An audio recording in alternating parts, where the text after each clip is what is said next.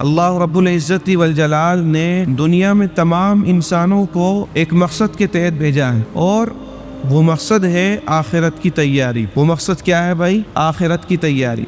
آپ اس کو اس طریقے سے بھی سمجھ سکتے ہیں کہ مثال کے طور پر ماں باپ اپنے بچے کو کسی اسکول میں ایڈمیشن کراتے ہیں، وہ بچہ اس ادارے میں اس اسکول میں رہ کر کے nursery, LKG UKG first class سے لے کر کے اور 12 تک، اور بہت سے بچے گریجویشن تک ادارے کے اندر پڑھتے ہیں۔ آپ مجھے یہ بتائیے اس ادارے میں رہ کر کے وہ کس چیز کی تیاری کرتے ہیں؟ مقصد یہ ہوتا ہے اس ادارے یا اس اسکول یا اس کالج میں پڑھنے کا کہ ہم اس ادارے میں پڑھ کر کے وہ تمام چیزیں سیکھ سکیں جو دنیا میں کام آنے والی ہیں۔ مثال کے طور پر کوئی کاروباری لائن میں جانا چاہتا ہے تو وہ کاروباری پڑھائی کرتا ہے، اکونومک کی پڑھائی کرتا ہے، کوئی BCom کرتا ہے، کوئی جو ہے BA LLB کرتا ہے کہ اسے جو ہے لا کے میدان میں جانا ہے، قانون اس کو جاننا ہے۔ بہت سے حضرات ڈاکٹری کی پڑھائی پڑھتے ہیں۔ تو آپ مجھے یہ بتائیے اس ادارے میں جو 10 12 سال 15 سال رہتے ہیں تو اس اسکول میں اصل رہنا مقصد ہوتا ہے یا مقصد کچھ اور ہوتا ہے؟ بتاؤ بھائی۔ اس اسکول میں رہنا مقصد نہیں ہوتا ہے، بلکہ مقصد یہ ہوتا ہے کہ اس اسکول میں رہ کر کے، اس کالج میں رہ کر کے ہم کسی چیز کی تیاری کر سکیں، اور وہ چیز ہے دنیا میں کام آنے والی تمام چیزیں، ان کی تیاری ہوتی ہے اسکول کے اندر اور کالج کے اندر رہ کر۔ ٹھیک اسی طریقے سے اللہ نے انسان کو دنیا میں بھیجا ہے، لیکن مقصد دنیا نہیں ہے، مقصد دنیا نہیں ہے، بلکہ مقصد ہے آخرت، مقصد ہے اللہ کی پہچان، اللہ کی معرفت۔ اسی کو اللہ نے 27ویں پارے کے دوسرے رکوع میں فرمایا وَمَا خَلَقْتُ الْجِنَّ وَالْإِنسَ إِلَّا لِيَعْبُدُونَ، کہ میں نے تمام انسان اور جنات کو جو پیدا کیا، میرے پیدا کرنے کا مقصد یہ ہے کہ یہ میری اطاعت و فرما برداری کرے، میری پہچان کرے کہ مالک سے ہمارا کیا رشتہ ہے، اللہ سے ہمارا کیا رشتہ ہے، اللہ سے ہمارا تعلق کتنا مضبوط ہے اور کتنا مضبوط نہیں ہے۔ یہ مقصد ہے اللہ نے جو دنیا میں انسانوں کو بھیجا ہے۔ لیکن میرے بھائیوں، اب سوال یہ پیدا ہوتا ہے کہ مقصد حاصل کیسے ہوگا؟ ہم اس مقصد تک کیسے پہنچ سکتے ہیں؟ اس کی تیاری ہم کیسے کریں گے؟ تو اللہ نے اس کے لیے بھی بہت سارے اصول اور ضوابط رکھے ہیں۔ سب سے بڑا اصول تو یہ ہے کہ اللہ نے اس مقصد کے لیے دنیا میں انسانوں کے درمیان انسان ہی کو نبی اور پیغمبر بنا کر کے بھیجا ہے نہیں بھائی؟ انسانوں کے درمیان انسانوں ہی میں سے اللہ نے نبی کو اور رسول کو پیغمبر بنا کر کے بھیجا ہے۔ جو رسول اور نبی تمام انسانوں کو یہ بتاتا ہے کہ تمہارا اللہ سے کیا رشتہ ہے، تمہیں اللہ سے تعلق کیسا رکھنا چاہیے، ایک تو یہ۔ لیکن اس زمانے میں کوئی رسول یا نبی تو ہے نہیں، اور اس زمانے میں کیا بلکہ 1450 سال تقریباً ہو گئے جب سے کوئی نبی نہیں ہے، اور نہ ہی قیامت تک کوئی نبی آئے گا۔ اب یہ مقصد حاصل کیسے ہوگا؟ سوال یہ ہے، یہ مقصد حاصل ہوگا ان چیزوں سے جو نبی پاک علیہ الصلوۃ والسلام نے اپنے وارثین کو، اپنے جانشین کو بتائی، یعنی صحابہ کرام کو، اور صحابہ کرام کے واسطے سے، علماء کے واسطے سے ہم تک پہنچی۔ ان تمام چیزوں کو ہمیں علماء سے سیکھنا ہوگا، مدرسوں میں جا کر کے سیکھنا ہوگا، یا مدرسے والوں سے سیکھنا ہوگا، یا مسجد میں آ کر کے سیکھنا ہوگا۔ خالی گھر بیٹھے بٹھائے وہ مقصد حاصل نہیں ہو سکتا ہے، وہ چیزیں ہمیں حاصل نہیں ہو سکتی ہیں۔ بھی اللہ کی پہچان کیا چیز ہے، اللہ کی معرفت کیا چیز ہے، گھر بیٹھے ہمیں یہ چیز کیسے حاصل ہو سکتی ہے؟ گھر بیٹھے ذرا سی بخار کی دوائی اگر ہم لینا چاہیں تو وہ نہیں لے سکتے، اس کے لیے چل کر جانا پڑے گا۔ تو گھر بیٹھے ہم جو ہے اللہ کی پہچان کیسے کر سکتے ہیں؟ میرے بھائیوں، اس کے لیے تو مدرسوں میں جانا پڑے گا، یہ مدرسے والوں کے پاس جانا پڑے گا، یعنی علماء کے، اماموں کے، جو مسجد میں ائمہ حضرات ہیں اور وہ دین کی بہت بڑی بڑی معلومات رکھتے ہیں، باریک معلومات بھی رکھتے ہیں اور موٹی معلومات بھی رکھتے ہیں، ان سے وہ معلومات حاصل کرنی پڑے گی۔ آج ایک بہت بڑے خسارے کی بات یہ ہے کہ ہم لوگ جانا تو کہیں نہیں چاہتے ہیں، لیکن دل میں خواہش ہی رکھتے ہیں کہ ہمیں جس طریقے سے دنیا کی معلومات ہے اسی طریقے سے دین کی معلومات بھی ہمیں حاصل ہو جائے۔ نہیں میرے بھائیوں، ایسے نہیں ہو سکتا، ایسے بالکل نہیں ہو سکتا ہے۔ قیامت آ جائے گی، دین کی معلومات ایسے حاصل نہیں ہو سکتی ہے، وقت دینا پڑے گا۔ وقت دیے بغیر اللہ کی پہچان، رسول اللہ صلی اللہ علیہ وسلم کی تعلیم حاصل نہیں ہو سکتی ہے، بالکل نہیں ہو سکتی ہے۔ اب ہمیں کرنا کیا ہے؟ ہمیں کرنا یہ ہے کہ دو چیزیں ہمارے لیے ہیں۔ ایک چیز تو ان لوگوں کے لیے ہے جو بڑے ہو چکے، جو اب پڑھنے نہیں جا سکتے، جو نوجوان ہیں یا نوجوانی کی عمر سے اوپر اٹھ کر کے وہ 30 35 40 سال 50 سال کے ہیں، ایک تو وہ ہیں، اور ایک وہ ہیں جو ابھی بچے ہیں۔ دو ہیں، یا تو بڑے ہیں یا بچے ہیں۔ جو بڑے حضرات ہیں ان کے لیے کرنے کا کام یہ ہے کہ وہ اپنا تعلق کسی نہ کسی عالم سے مضبوط رکھیں، کسی نہ کسی عالم سے سیکھنا سکھانا کرتے رہیں۔ ہمارے درمیان میں بہت بڑا طبقہ ایسا ہے کہ جس کو قرآن کریم پڑھنا نہیں آتا۔ آپ بتائیے، جب قرآن کریم پڑھنا نہیں آئے گا تو ہمیں اللہ کی پہچان کیسے حاصل ہو سکتی ہے؟ حالانکہ یہ حدیث میں ہے اور بزرگوں کے اقوال بھی ہے کہ جب بندہ اللہ کا کلام پڑھتا ہے تو وہ اللہ سے باتیں کرتا ہے۔ وہی قرآن کریم یہ اللہ کی گفتگو ہی تو ہے، اللہ کا کلام ہی تو ہے۔ جب بندہ اللہ کا کلام پڑھتا ہے تو اللہ سے گفتگو کرتا ہے، اور جب بندہ کلام اللہ پڑھنا جانتا ہی نہیں ہے تو وہ اللہ سے کیا گفتگو کرے گا؟ سمجھ میں آ رہی نا بات بھائی؟ جب ہمیں کسی چیز کے بارے میں پتہ ہی نہیں کہ یہ کیا لکھ رہا ہے تو ہم اسے پڑھیں گے کیا؟ اور جب اس کو پڑھتے ہی نہیں ہے تو اللہ سے کیا کلام کریں گے، کیا گفتگو کریں گے؟ تو ایک تو جو بڑی عمر کے لوگ ہیں جو پڑھ نہیں سکتے، پڑھنے نہیں جا سکتے، ان کے لیے سب سے پہلا کام یہ ہے کہ وہ قرآن کریم پڑھنا سیکھنا شروع کر دے۔ جتنا بھی وقت ہے 10 منٹ 20 منٹ، آدھا گھنٹہ 1 گھنٹہ 2 گھنٹہ وقت نکال کر کے 24 گھنٹے میں سے کسی نہ کسی کے پاس ضرور لگائے، اس سے انشاءاللہ فائدہ ہوگا۔ اور قرآن کریم کے ساتھ ساتھ دین کی جو موٹی موٹی معلومات ہے وہ حاصل کر۔ اور دوسری چیز ہے بچوں کے لیے، آپ میں بہت سارے حضرات کو اللہ نے بچے دیے ہیں جو پڑھ رہے ہیں اسکولوں کے اندر، ان بچوں کی آپ ضرور بالکل تاکید کے ساتھ، بالکل ضروری سمجھتے ہوئے ان کی دینی اور مذہبی تعلیم کا انتظام آپ کریں۔ میرے بھائیوں، اس کے بغیر کوئی بھی چارہ نہیں ہے، اس سے کسی کو انکار نہیں ہے کہ آج کے زمانے میں دنیاوی تعلیم بہت ضروری ہو چکی ہے، لیکن میرے بھائیوں، دنیاوی تعلیم تو آج کے زمانے میں ضروری کہا جا رہا ہے، لیکن دینی اور مذہبی تعلیم تو ہر زمانے میں ضروری ہے۔ چاہے حالات اچھے ہوں تب بھی مذہبی تعلیم ہے ضروری، اور چاہے حالات خراب ہوں تب بھی۔ بالکل آپ اپنے بچوں کو ڈاکٹر بنائیے، انجینئر بنائیے، اور ماشاءاللہ بن بھی رہے ہیں۔ اور بڑی خوشی کی بات ہے کہ ہمارے مسلمانوں میں کافی تعداد میں نوجوان حضرات UPSC کی لائن میں بھی جا رہے ہیں، کوئی IAS بن رہا ہے، کوئی IPS بن رہا ہے۔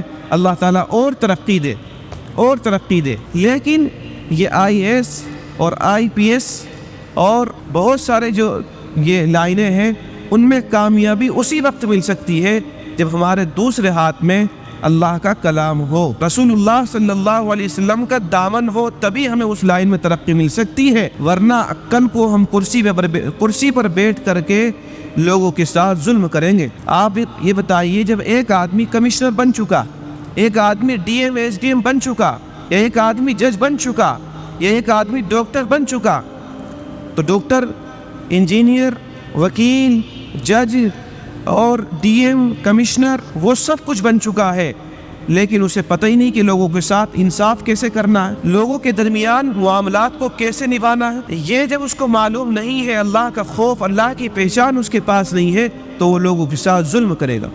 اور یہی ہو رہا، وہ رشوت لے گا، وہ لوگوں کو ڈرائے گا، دھمکائے گا، زمینیں ہڑپے گا، ناجائز لوگوں کی زمینوں پر قبضے کروائے گا لوگوں کو رشوت لے کر کے۔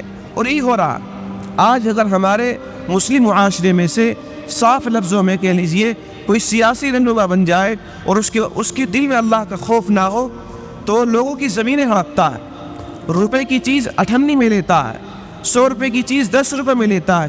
یہ سب اس لیے ہے کہ اللہ کی معرفت اس کے پاس نہیں ہے۔ اس کو ایک عہدہ تو مل چکا ہے، اس کو طاقت تو مل چکی ہے، لیکن دینی اور مذہبی تعلیم نہ ہونے کی وجہ سے اس کے دل میں اللہ کا خوف نہیں ہے۔ تو جو بچے آج پڑھ رہے ہیں LKG UKG first class second class میں اور 12 تک جو بچے پڑھ رہے ہیں، ان کے لیے بالکل ضروری ہے یہ بات کہ آپ ان کے لیے 24 گھنٹے میں سے کوئی نہ کوئی وقت نکال کر کے دینی اور مذہبی تعلیم کا انتظام ضرور کریں۔ ورنہ میرے بھائیوں، ہم سب کچھ بن سکتے ہیں لیکن ہم مسلمان نہیں بن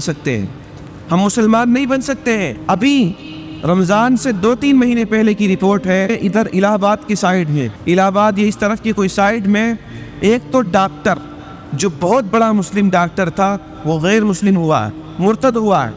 کیوں؟ اس لیے کہ وہ ڈاکٹر تو بن گیا اور سب کچھ اس کے پاس ہے، پیسہ ہے، دولت ہے، مکان ہے، جائیدادیں، زمینیں ہیں، تعلیم ہے دنیاوی، لیکن اس کے پاس مذہبی تعلیم نہیں تھی تو وہ مرتد ہو چکا۔ اور اسی طریقے سے ایک بڑے انجینئر کے بارے میں آپ نے سنا ہوگا، طارق فتح، جو پاکستان کا اصل رہنے والا تھا اور اس کو پھر پاکستان سے ملک بدل کیا گیا اور وہ کینیڈا میں جا کر کے رہنے لگا، اس کا انتقال ہو چکا ہے۔ وہ نام کا مسلمان تھا، وہ بہترین تعلیم یافتہ تھا، بہترین جو ہے وہ تعلیم اس کے پاس تھی، لیکن جب وہ ڈبیٹ میں بیٹھتا تھا تو مسلمانوں کے خلاف، رسول اللہ صلی اللہ علیہ وسلم کے خلاف اور صحابہ کے خلاف ایسی ایسی زبان درازیاں کرتا تھا کہ دل یہ کرتا تھا کہ اگر یہ کہیں مل جائے تو بس اس کا بہت برا حشر کیا جائے۔ اگر ایک ادنا سے ادنا مسلمان بھی اس کو سن لیتا تھا تو اس کے دل میں ایک آگ بھڑکتی تھی، ایسی ایسی زبان درازیاں وہ اس کے مسلمانوں کے خلاف کرتا تھا۔ کیوں؟ اس لیے کہ طارق فتح نام کا مسلمان تھا، مذہبی تعلیم اس کے پاس نہیں تھی۔ وہ یہ کہتا تھا کہ یہ لوگ 2 کلو چاول کے یا 5 کلو اناج کے لالچ میں انہوں نے اسلام قبول کیا ہے۔ ہمارے اوپر الزام یہ رکھتا تھا کہ ان کے اوپر جب زور زبردستی کی گئی اور انہیں 5 کلو اناج اور 2 کلو چاول کا لالچ دیا گیا اور روپیے پیسے کا لالچ دیا گیا اور ان کو ڈرایا دھمکایا گیا تو انہوں نے ہندوستانیوں نے اسلام قبول کر لیا۔ یہ طارق فتح کے الفاظ ہیں، اور صحابہ کی شان میں بھی اس کے الفاظ ہیں۔ رسول اللہ صلی اللہ علیہ وسلم کی جو صحابیات ہیں، آپ کی بیویاں ہیں، آپ کی بیٹیاں ہیں اور آپ کے خاندان کی عورتیں ہیں، ان کی شان میں بھی اس کے برے برے الفاظ ہوتے تھے۔ اور طارق فتح ہی نہیں، ہندوستان میں رہنے والے بہت سے مسلمان وہ تھے جو ابو بکر صدیق رضی اللہ عنہ کی شان میں گستاخی کرتے تھے۔ آج وہ جا چکے ہیں، نام بدل لیا ہے اپنا، اشارہ آپ سمجھتے ہیں، کسی نہ کسی کا سہارا لے کر کے وہ مسلمانوں کے خلاف زبان درازی اگر۔ تو میرے بھائیوں، کوئی بھی طارق فتح ہو یا کوئی مسلمان نام کا مسلمان ہو، وہ مسلمانوں کے خلاف جو زہر اگلتا ہے، کوئی بچپن سے نہیں اگلتا، کوئی بڑے ہو کر کے نہیں اگلتا، بلکہ اس کی تیاری ہوتی ہے۔ اس کی تیاری ہوتی ہے کہ اس کو دنیاوی تعلیم تو دی جاتی ہے، لیکن مذہبی تعلیم کیا چیز ہے، مذہبی تعلیم کیا چیز ہے، اس کے بارے میں اس کو نہیں بتایا جاتا۔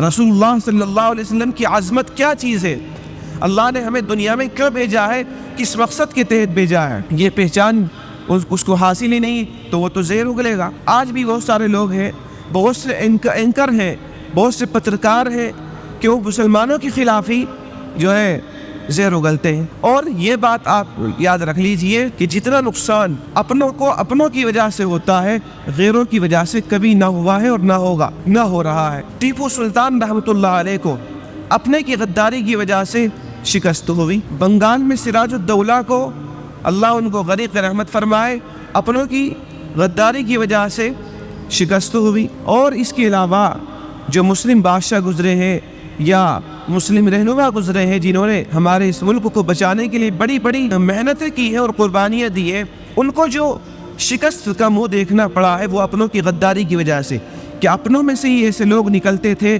جو اپنوں کے خلاف زہر اگلتے تھے اور دوسروں کا سہارا لے کر کے اپنوں کو کمزور کرتے تھے۔ تو آج یہ بچے جن کو دنیاوی تعلیم تو مل رہی ہے، مذہبی تعلیم نہیں مل رہی، اللہ کی اور رسول اللہ صلی اللہ علیہ وسلم کی کیا تعلیم وہ نہیں مل رہی ہے، تو یہ کل کو طارق فتح بنیں گے اور کل کو کوئی اینکر بنیں گے جو مسلمانوں کے خلاف ڈیبیٹ میں بیٹھ کر کے زہر اگلیں گے، کیونکہ ان کے پاس اللہ کی معرفت نہیں ہے۔ حالانکہ اللہ نے صاف بیان فرمایا ہے کہ بھائی میں نے تمہیں دنیا میں اس لیے بھیجا ہے لِيَبْلُوَكُمْ أَيُّكُمْ أَحْسَنُ عَمَلًا، کہ میں تم تمام انسانوں کو جانچ سکوں، پرکھ سکوں کہ تم میں عمل کے اعتبار سے کون اچھا ہے اور کون کمزور ہے۔ وَمَا خَلَقْتُ الْجِنَّ وَالْإِنسَ إِلَّا لِيَعْبُدُونِ، کہ جنات اور انسان کی پیدائش کا مقصد ہے اللہ کی معرفت، اللہ کی پہچان۔ آدمی کے پاس سب کچھ ہو، اللہ کی پہچان نہ ہو تو اس کے پاس کچھ نہیں ہے۔ اور آدمی کے پاس کچھ نہیں ہے، کھانے کے لیے پیسے بھی نہیں ہیں، لیکن اللہ کی پہچان اس کے پاس ہے، اللہ سے تعلق مضبوط ہے، سب کچھ اس کے پاس ہے، دنیا کی دولت اس کے پاس ہے۔ اس لیے ہم تمام اس چیز کو بالکل ذمہ داری سمجھتے ہوئے بالکل کوشش کریں کہ اگر ہمارے قریب میں مدرسہ ہے تو بچوں کو اسکول سے آنے کے بعد کسی ایک وقت مدرسہ بھیجیں، یا اپنے گھروں پر ایک محلے میں نظام بنا لیں کہ کسی کے گھر پر پورے محلے کے بچے اکٹھے ہو جائیں اور کسی قاری صاحب سے یا حافظ صاحب سے آپ بات کر لیں کہ وہ 1-2 گھنٹہ ان بچوں کو پڑھا سکے اور ان کی جو فیس ہو وہ آپ دیں۔ سمجھ میں آ رہی ہے وہی بات؟ کیونکہ ایسے کام نہیں چلے گا۔ بہت سے لوگوں سے وہ کہتے کہ بچے 3 بجے اسکول سے آتے ہیں، 4 بجے اسکول سے آتے ہیں، پھر کھانا کھاتے ہیں، سو جاتے ہیں، پھر عصر کے بعد ٹیوشن جاتے ہیں، مغرب بعد ہوم ورک کرتے ہیں، تو بھئی ایسے تو وقت ملے گا نہیں، ایسے تو وقت ملے گا نہیں بھائی. بچے بچپن سے جوان ہو جائیں گے، بوڑھے ہو جائیں گے، وقت نہیں ملے گا اور یہ عذر ختم نہیں ہوگا. اور اسکول میں ایسے پڑھا رہے ہیں کہ جہاں دینی تعلیم نہیں ہے. تو میرے بھائیوں، یہ تو ہم تمام کی ذمہ داری ہے. جس طریقے سے بچے کی ہم فکر کرتے ہیں کہ اس کو کھانا وقت پر ملے، اس کو کپڑے وقت پر ملے، کورس وقت پر ملے، اس کی فیس اسکول کی وقت پر جائے، ایسے ہی بچوں کی جو روحانی غذا ہے، جو روح کی غذا ہے اس کی بھی ہم فکر کریں کہ اس کو دینی تعلیم اور مذہبی تعلیم ہم دلائیں. ورنہ حالات بہت خراب ہونے والے ہیں. حالات ایسے کبھی نہیں سدھریں گے، حالات بگڑنے پہ ہی ہیں. وقت جو آ رہا آنے والا وہ اور زیادہ خطرے میں ہے، اور زیادہ حالات خراب ہوئیں گے. اللہ نہ کرے یہ امت کہیں پوری کی پوری مرتد نہ ہو جائے. اس لیے آج فکر کر لیں، اپنی مسجدوں کے اندر مکتبوں کو نظام بنائے. ہم نے کئی بار یہاں کوشش کی ہے، لیکن بہت سے لوگ عذر رکھتے ہیں کہ ہمارے بچے روڈ پار کر کے نہیں آ سکتے. تو بھئی روڈ پار کر کے اگر نہیں آ سکتے ہیں تو اپنے ساتھ لے آئیں، مغرب بعد لے آئیں، عصر بعد لے آئیں، یہاں بچوں کو پڑھا لیں. اور جو بچے نوجوان ہیں تو ان سے ہی میری گزارش ہے کہ وہ بھی اپنا وقت ضرور دیں. کسی بھی مسجد میں آپ وقت دیں، لیکن دینی تعلیم ضرور آپ حاصل کریں.